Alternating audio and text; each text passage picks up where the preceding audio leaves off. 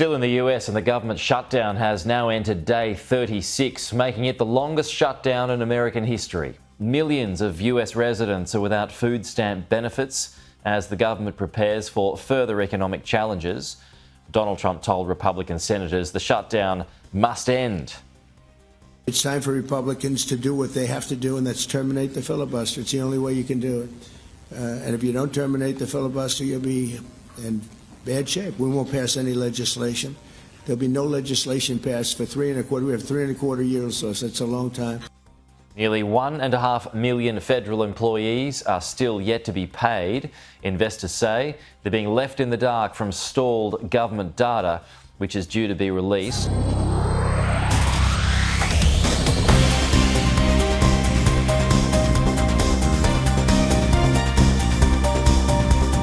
And you know, when you get gasoline and you get oil and gas down, it's so big, it's so massive, the importance of it, that everything else starts to follow. And that's what's happening. Grocery prices are way down, and Walmart just announced that the cost of their standard Thanksgiving meal, this is the greatest.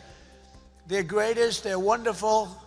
They come out every year with how much does a Thanksgiving meal cost compared to last year, right? And it always goes up, up, up. It's 40%, 30% more. Is 25% lower than 1 year ago. Isn't that great? That's a big deal, Rima. That's a big deal.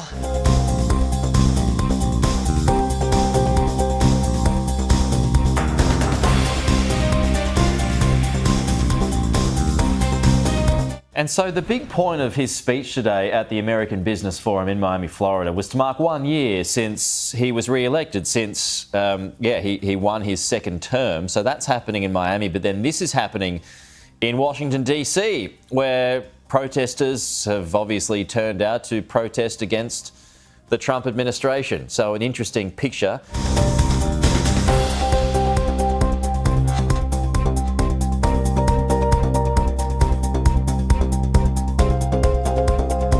Now, let's talk about the shutdown, the government shutdown. The US government shutdown is set to become the longest one ever, dragging on for 36 days. Democrats have voted 14 times against a bill that would reopen the government, and Caroline Levitt has blasted the Democrats over this.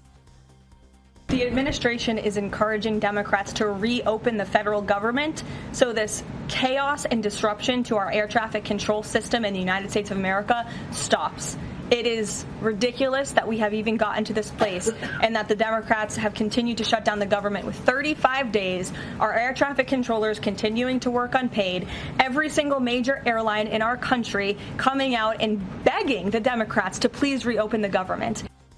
James, yesterday 46% of flight delays, I should say, were due to staffing issues in air traffic control towers. So it seems like this is only getting worse, and it seems as though plenty of Americans really see through the Democrats here, that they are using this as leverage.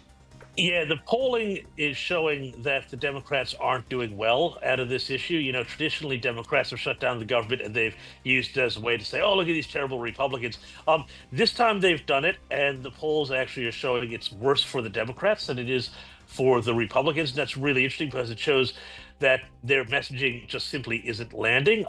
And people understand, you know, that in America, and just people in Australia need to understand too, it's not 50%, it's 60% to get a budget resolution through the Senate. Don't ask me why it is. It's complicated. It's just there.